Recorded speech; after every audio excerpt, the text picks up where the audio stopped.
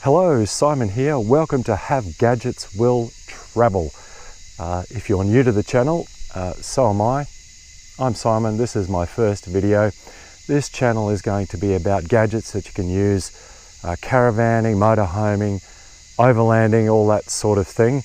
And I thought, why not start with the biggest gadget of them all. This is an Explorer motorhome. It's a compact four-wheel drive motorhome. I'm thinking of doing a little bit of a clickbaity thumbnail, positing whether this is the best of its type in Australia. I think there's a good argument for that. And if there are any international viewers out there, I'd be interested on your thoughts. I know there are some incredible vehicles in the US, particularly truck campers, but a lot of those are probably a lot bigger than this unit. So a bit of an overview. These are built at Clontarf, just north of Brisbane, which is handy for me because I live in Brisbane, home of the 2032 Summer Olympics. The biggest competitor to this vehicle is probably the Sun Camper, which is a great vehicle. This particular vehicle, though, I think the quality overall was just a little bit better and it was very customizable. So I'll show you some of that shortly. But some of the broad stats. This vehicle is built on a Toyota Hilux. Explorer motorhomes give you options to build on a Ford or an Isuzu or a Mazda. It's 5.8 meters long, 3.1 meters high, and 2.1 meters wide. So what I think I'll do is, there's little Scooby in the front there. We'll have a chat to him shortly. I'm going to try and do this in one shot. That's a risk due to no doubt some inelegance on my part. If I stroke out or dribble some stream of consciousness, I'll jump cut that out, spare you that. So I don't know about you, but with these videos, oftentimes the usual way they're done is you do the tour of the outside, then go inside. I find myself often fast forwarding to the inside bit. So I think we might pop in and have a sneak peek of the inside so you've got an idea. And then we'll come outside, do the outside run, and then we'll go back and look at the inside in a bit more detail. I should say when I was purchasing this unit, there were very few videos on YouTube about this particular motorhome. You can see the number up there, 509, so that's the 509th unit off the conveyor belt. I picked this up in August of 2023. I did spot a more recent video. I think it's called Adventures with Angie, where they've done a really good video with a walkthrough of this motorhome, not in the Pathfinder floor plan, but in the Vision floor plan, which has a separate bathroom and toilet at the back. I actually ordered the Vision initially, changed my mind before, and I'll explain some of the reasons why I decided to go for this options. So anyway, let's pop inside. Little Scoob is interested in what's going on. So, inside, let's get some light in here. So, inside, you can see we've got the queen size bed up above the cabin in an east-west configuration. Got the toilet and shower. This is a bit bigger than you'd find in camper vans. So I'm actually yet to have a shower in here. Got this curtain that you can put across. And here's the rest of the cabin.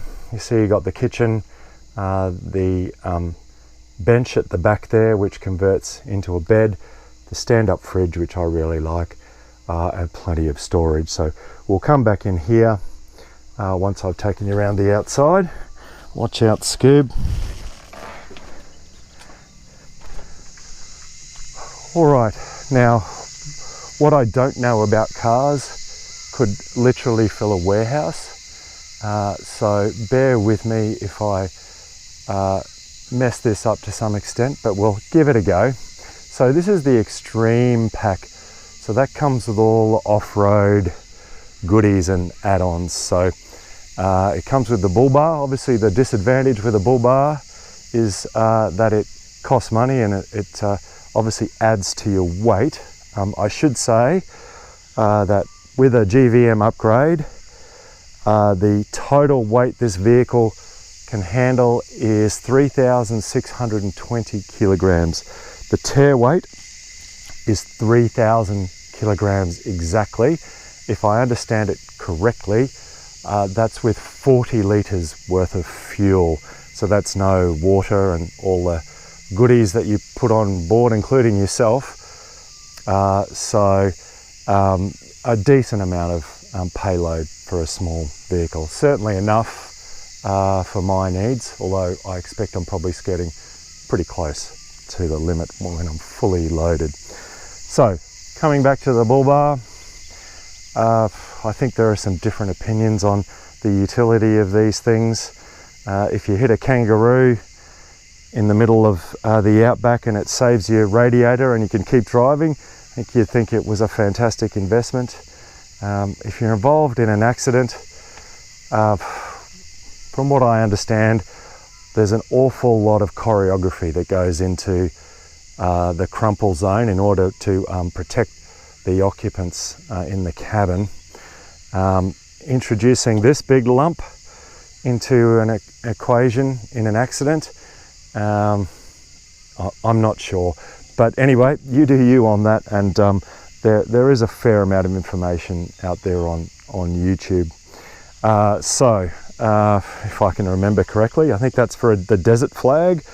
We've got the UHF radio antenna. There's an underbonnet compressor to air up and air down. So that's the point, I don't know what you call it. The off-road pack comes with flares and the off-road tyres and alloy wheels.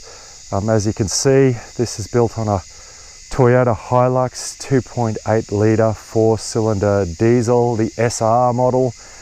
So this is a single cab.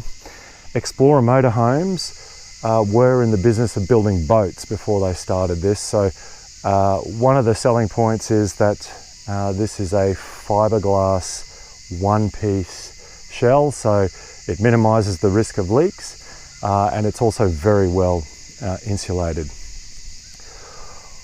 All right, so coming to this side, you've got your standard door. The door separates.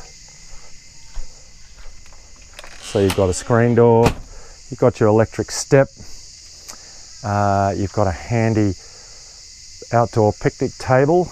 I've got the marine barbecue option. You can go without that, and that just becomes a storage place. Got the manual roll-out Aussie Traveller awning. I think they will fit an automatic awning. As I understand it, that's not their preference because they're not particularly reliable, as I understand it. All right, got a 240 outlet and a cigarette outlet and USB above the picnic table. Coming around to the back, there's the gas storage, and we've got another storage area. I won't open that up. That's quite a handy storage area that goes for wider than you see the door. It's a mess. I won't open that for you. I need to get in there and organise. Got the tow bar fitted, which was an optional extra. Got the two cameras, rear cameras and reversing camera. On the top there, I've got 520 watts of solar, so 4 130 watt panels. I've got, as you can see, the bike rack attached on the back, which I've got a couple of bin bags hanging off. Got the Max Track / recovery boards on the back. Coming around, just your, yes, the outdoor shower, which I'm yet to use, your town water and your water tank, and the lovely toilet cassette. All right, I think that's, of course we've got the snorkel. Again, I'm not certain that's absolutely necessary unless you're going through some pretty deep water, which I don't plan on doing. I'm not sure it's particularly effective for dust, but hey, it looks the part in the context of the whole vehicle. Again, you do you on that. All right, let's come around.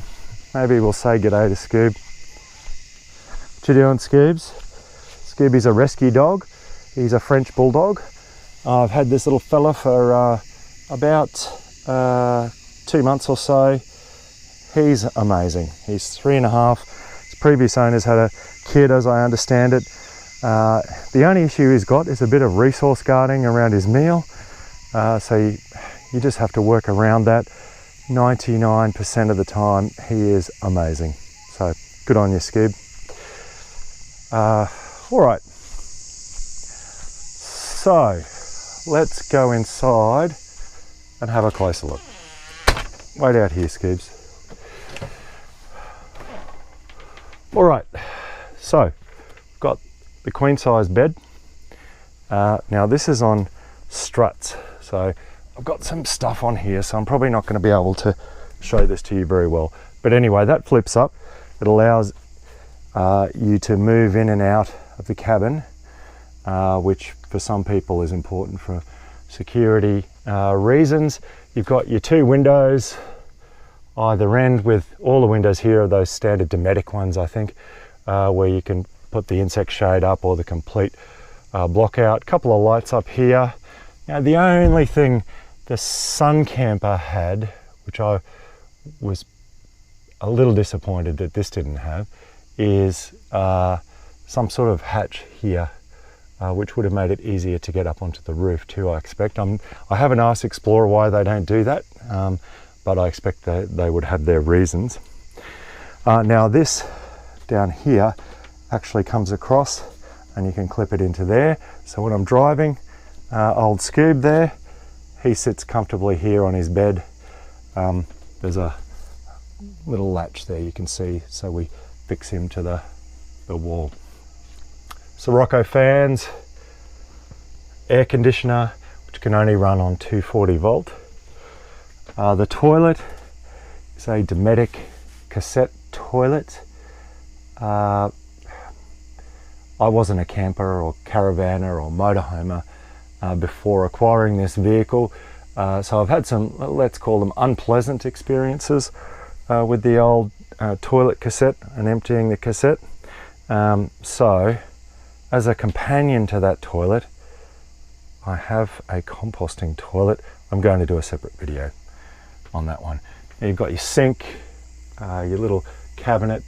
That's the tracking for your shower, and this pulls out so you can use it as a mini clothesline. My partner Amanda, who's the Minister for Interior Decoration, Exterior Decoration, just about everything if we're honest, she picked the color scheme in here and she went with the black fittings, which I think looks pretty good. The other thing in the main cabin here is that the cabinets down low are dark and the cabinets up top are white. Amanda picked all of the color scheme. You can see another black fitting there, so I think it's come up very nicely. All right, so the kitchen, got the a Dometic SICK induction cooktop. I should say I've got 2 125 amp lithium batteries in here. I believe you can add a third. Don't quote me on that, so I'm going to investigate that going forward. You can't have enough power. I've got the microwave oven here. We've got, forgive me, we're on a slight angle here, so the pantry is going to slide out all by itself, but we've got that pantry, a number of drawers. Got your standard cutlery drawer here, as you'd expect, and a pots and pans drawer down there. All right, overhead cupboards, I might open those up. They're cupboards. The back here you had the option of having those built in as cupboards. We went for the open option, which I think looks quite good, and it's quite convenient to get those boxes in and out. We've obviously got the roof hatch here, which is electric. It opens up the block out.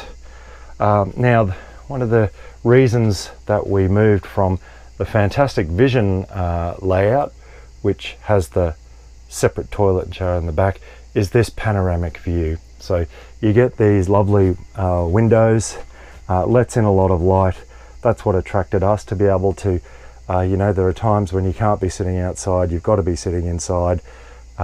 Being able to sit down here and have that feeling of openness is something that tilted us towards going for this model, despite the fact that I really did like the Vision layout. This window is optional as well. I don't think it's optional. I think that should be a standard, because it's nice to be able to look out and you can pass things through as you need to. So this converts into I won't say a queen bed, I'd say a big single, a double, I don't know anything about beds. Anyway, you get some fill-in cushions, and there's a slide out, and this converts into a bed, which is extremely handy. Obviously there's the lagoon table there, you take that away, take the leg away. So that's very handy. Had an additional Sirocco fan put in there. We've got the lights on either side with USB ports. More cupboards. You've got your, I won't open this, it's full of guff, but somewhere to hang. You've got more space, more drawers. We've got food in there. The fridge, love the fridge, love the stand-up fridge. The freezer is located inside, so you can see. Control panel with all your standard things you'd expect. We've got the diesel water heater, which is in under there, which you can easily access. You can also access in there, which is where the barbecue comes out. Water-wise, I think it's 100 litre fresh water and 50 litre grey. Well, you can see we've got a nice full-length mirror there, which is handy. Not for me, I avoid mirrors where possible. Telly, this swings out on an arm, so you can comfortably watch it in bed, or swing it around so that you can watch it in the cabin. I won't show you in the cabin, it's just have a quick look. Standard Toyota Hilux, serviceable. It's an automatic. Really not much to say. We've got the screen there for the 2 rear vision cameras. I do have a tire pressure monitor as well, remote, which it's desuctioned from the inside of the windscreen over there, so I need to put that back up. But that's handy because it gives you real-time measurement of your tire pressures, so if you do get a puncture, you can get some early warning on that. All right, have I shown you everything? I think I pretty much well have. Future Simon here. I know I said I wasn't going to cut in, but seriously, if my head wasn't screwed on, when I watched it back, I realized I missed something pretty important, and that's this additional piece here, which stows away like so. Lift it up, clip it on there, and it's a very handy extra piece of kitchen bench space. While I was at it, I thought I'll put those struts up that I was struggling with one hand. You can see, gives you better access down to the cabin if you needed to. You also have this handy area here. If you put some plastic down or something on there, you could probably use that as extra bench space when you're using the kitchen.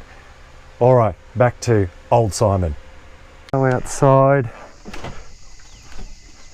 staying at somewhere near Gatton, out west of Brisbane, on a hip camp. Nice little hip camp, very private, a bit of a billabong over there, very peaceful. So there you have it, Explorer Motorhome Pathfinder 4-wheel drive. What do you think? any suggestions on competition for this vehicle, I'm very happy with the purchase, and I plan on going on an awful lot of adventures, and I have dozens and dozens of gadgets all lined up to show you over the coming months. So thanks for watching. We'll end the video there. Scooby says bye for now. We'll see you on the next one. Cheers.